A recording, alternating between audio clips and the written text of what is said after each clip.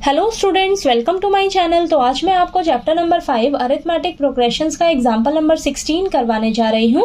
हमें दिया है a manufacturer of TV sets produced 600 sets in the third year and 700 sets in the seventh year, assuming that the production increases uniformly by a fixed number every year. Find the production in the first year, the production in the 10th year and the total production in first 7 years. तो example number 16 में हमें बोला है कि एक TV manufacturer है जो third year में 600 टीवी सेट्स बनाता है, ठीक है, और सेवंथ ईयर में 700 टीवी सेट्स बनाता है। और आगे हमें बोला है कि मानकर चलिए कि ये जो प्रोडक्शन है ना, ये हर साल इंक्रीज होगी यूनिफॉर्मली फिक्स्ड नंबर से, ठीक है। और हमें फाइंड आउट करने हैं ये 3 पार्ट्स, ठीक है। तो फर्स्ट पार्ट में हमें निकालना है कि फर्स्ट ईयर में कितने टीवी सेट्स की प्रोडक्शन हुई, ठीक है। सेकंड पार्ट में निकालना है कि 10th ईयर में कितने टीवी सेट्स का प्रोडक्शन हुआ, ठीक। थर्ड पार्ट में हमें निकालना है कि टोटल प्रोडक्शन कितनी हुई फर्स्ट 7 ईयर्स में, यानी कि पहले 7 सालों में टोटल कितने टीवी सेट्स बनाए गए, ठीक है। तो चलिए इसको सॉल्व करते हैं। तो सबसे पहले हम सॉल्यूशन में क्या करेंगे, हमें जो क्वेश्चन में गिवन है ना वो हम सबसे पहले यहाँ पर लिखेंगे, ठीक है। तो हमें क्वेश्चन में गिवन क्या है कि थर्ड ईयर में 600 टीवी सेट्स बनाए गए, ठीक है। तो इसको हम लिखेंगे पहले given A3 is equal to 600, ठीक है। और सेवंथ ईयर में 700 टीवी सेट्स बनाए गए, यानी कि A7 इज इक्वल टू 700। तो ये 2 कंडीशन हमें गिवन है क्वेश्चन में, ठीक है। अब इन तीनों पार्ट्स को निकालने के लिए ना आपको फर्स्ट टर्म और कॉमन डिफरेंस, इन दोनों टर्म्स का वैल्यू पता रहना चाहिए। ए और डी का वैल्यू पता रहेगा तभी आप ये तीनों पार्ट सॉल्व कर पाओगे, ठीक है। अब ए और डी का वैल्यू निकालने के लिए हम इन दोनों कंडीशंस को यूज करेंगे, ठीक है।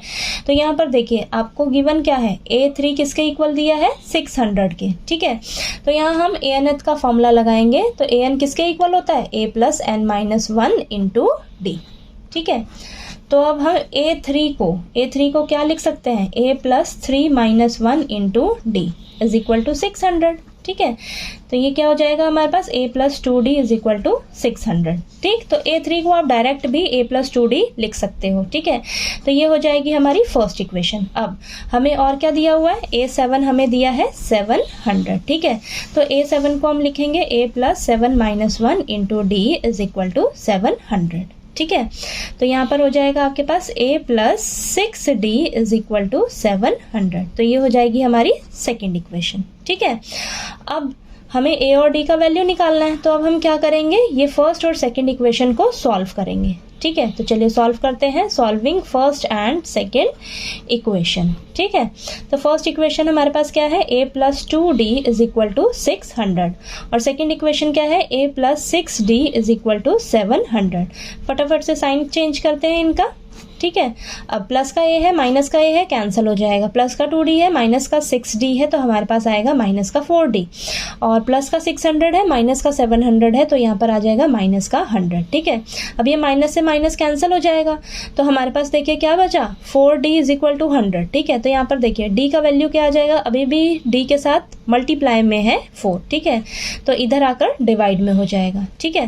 तो यहाँ पर देखिए ये दोनों आपस में कैंसिल हो जाएंगे, 4 के टेबल पे यहाँ ऊपर 25 आएगा। तो यहाँ पर हमारे पास D का वैल्यू क्या निकल कर आ गया, 25, ठीक है। D की वैल्यू 25 आ गई। अब हम क्या करेंगे, इस D की वैल्यू को किसी भी एक इक्वेशन में रख के हम A की वैल्यू निकालेंगे, ठीक है। तो यहाँ पर लिखिए put the value of D is equal to 25 in equation first, ठीक है। तो मैं फर्स्ट इक्वेशन में D की वैल्यू रखने जा रही हूँ, ठीक है। तो फर्स्ट इक्वेशन क्या है हमारे पास, A plus 2D is equal to 600, ठीक है। तो यहाँ पर आ जाएगा A प्लस 2 इंटू डी की जगह रखेंगे हम 25 इज इक्वल टू 600। तो यहाँ पर आ जाएगा आपके पास A प्लस ये मल्टीप्लाई करके 50 आएगा और यहाँ पर 600 एज इट इज, ठीक है। तो हमें तो A की वैल्यू चाहिए, अभी भी प्लस का 50 है इधर, तो इधर जाकर माइनस का 50 हो जाएगा, ठीक है। तो यहाँ पर क्या आ जाएगा आपके पास, A की वैल्यू क्या आ जाएगी, 550, ठीक है। A की वैल्यू आ गई, ठीक है। अब हमारे पास A की वैल्यू भी आ गई, D की वैल्यू भी आ गई। अब हम फटाफट से ये तीनों पार्ट्स सॉल्व कर लेते हैं, ठीक है। अब इसका फर्स्ट पार्ट करते हैं। तो फर्स्ट पार्ट में हमें बोला था कि फर्स्ट ईयर में टीवी सेट्स का कितना प्रोडक्शन हुआ, ठीक है। तो यहाँ पर देखिए आपके पास ए कितना निकला है 550, यानी कि ये आपका फर्स्ट ईयर का प्रोडक्शन है टीवी सेट्स का, ठीक है। तो यहाँ पर हम लिख लेंगे, यहाँ पर लिखिए फर्स्ट पार्ट में the production of TV sets in the first year is 550, ठीक है। ए आपके पास 550 आया था, तो यही आपकी फर्स्ट ईयर की प्रोडक्शन है, ठीक है। तो चलिए इसका सेकंड पार्ट करते हैं। तो सेकंड पार्ट में हमें बोला है कि 10th ईयर में कितना प्रोडक्शन हुआ, ठीक है। तो चलिए सेकंड पार्ट करते हैं। अब 10th ईयर का हमें प्रोडक्शन निकालना है, यानी कि हमें A10 फाइंड आउट करना है, ठीक है। A10 फाइंड आउट करना है तो यहाँ पर हम फॉर्मूला लगाएंगे ANth वाला, यानी कि A + n-1 × D, ठीक है। ये फॉर्मूला लगाएंगे तो हमारे पास देखिए A कितना निकल कर आया है 550, ठीक है। 550 आया है, प्लस n कितना है 10, -1 × D कितना है हमारे पास 25, ठीक है। अब चलिए इसको फटाफट से सॉल्व कर लेते हैं। तो यहाँ पर आ जाएगा 550 + 9 × 25, ठीक है। तो यहाँ पर आ जाएगा आपके पास 550 + 9 × 25 करेंगे तो हमारे पास आएगा यहाँ पर 225, ठीक है। ये आ गया। तो हमारे पास देखिए A10 कितना आ जाएगा आपके पास, इन दोनों को ऐड करेंगे जब हम, तो हमारे पास आएगा यहाँ पर 775, ठीक है। तो यहाँ पर हमारे पास देखिए 10th ईयर का प्रोडक्शन आया कि 10th ईयर में जो टीवी सेट्स कितने बनाए गए 775, ठीक है। तो यहाँ पर हम लिख लेंगे the production of TV sets in the 10th year, ठीक है।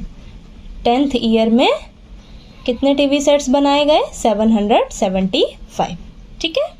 अब चलिए इसका लास्ट पार्ट करते हैं। लास्ट पार्ट में हमें बोला है कि हमें टोटल प्रोडक्शन बताइए फर्स्ट 7 ईयर्स की, ठीक है। यानी कि हमें टोटल प्रोडक्शन निकालना है, ठीक है। टोटल प्रोडक्शन निकालना है फर्स्ट से 7 ईयर्स तक का, यानी कि पहले 7 सालों का प्रोडक्शन निकालना है टोटल। तो यहाँ पर यानी कि आपको क्या फाइंड आउट करना है S7, ठीक है, ये निकालना है। तो अब हम फटाफट से यहाँ पर SN वाला फॉर्मूला लगाएंगे। तो क्या फॉर्मूला होता है हमारे पास n/2 2a + n-1 × D, ठीक है। अब इन सभी का वैल्यूज हम यहाँ पर रखेंगे और इसे सॉल्व कर लेंगे। तो यहाँ पर आ जाएगा 7/2, 2a कितना आया है हमारे पास 550 + 7-1 × D कितना है 25, ठीक है। तो अब इसको सॉल्व कर लेते हैं। तो देखिए यहाँ पर आ जाएगा 7/2 और ये आ जाएगा 2 × 550 करेंगे तो हमारे पास आएगा 1100, ठीक है, प्लस 6 × 25, ठीक है। आगे करते हैं इसको। तो यहाँ पर आएगा आपके पास 7/2 और ये 1100 प्लस 6 को 25 से मल्टीप्लाई करोगे तो आपके पास आएगा 150, ठीक है। अब इसको यहाँ पर कर लेते हैं हम। S7 = 7/2 × 1, यहाँ पर 1100 + 150 करेंगे तो हमारे पास आएगा यहाँ पे 1250, ठीक है। अब 2 और 1250 आपस में कैंसिल हो जाएंगे, 625 आएगा, ठीक है। अब S7 = 7 × 625, इन दोनों को मल्टीप्लाई करेंगे जब हम, तो हमारे पास आएगा यहाँ पर ये 7 2 = 14, 14 और 3 आपके पास हो जाएगा 17, 1 ऊपर कैरी, 7 6 = 42, 43, यानी कि देखिए S7 आपके पास कितना आ गया 4375, यानी कि जो टोटल प्रोडक्शन हुई है टीवी सेट्स की पहले 7 सालों में वो कितनी हुई है 4375, ठीक है। तो देखिए यहाँ पर मैंने लास्ट में लिख दिया है the total production of TV sets in the first 7 years is 4375, यानी कि पहले 7 सालों में टोटल टीवी कितने बनाए गए टीवी सेट्स 4375, ठीक है। तो आपको देखिए ये एग्जाम्पल नंबर 16 अच्छे से क्लियर हो गया होगा। थोड़ा सा लेंथी है लेकिन बहुत ही ईजी है। बस आपको ध्यान देना है कि आपको क्या गिवन है और क्या निकालना है। ठीक है, तो जो आपको गिवन दिया रहता है ना, उसी को यूज़ करके हम जो हमें फाइंड आउट करना होता है वो हम निकालते हैं। ठीक है, तो आपको ये एग्जाम्पल नंबर 16 अच्छे से क्लियर हो गया होगा। कहीं कोई डाउट आया आपको तो प्लीज़ आप मेरे से पूछिएगा।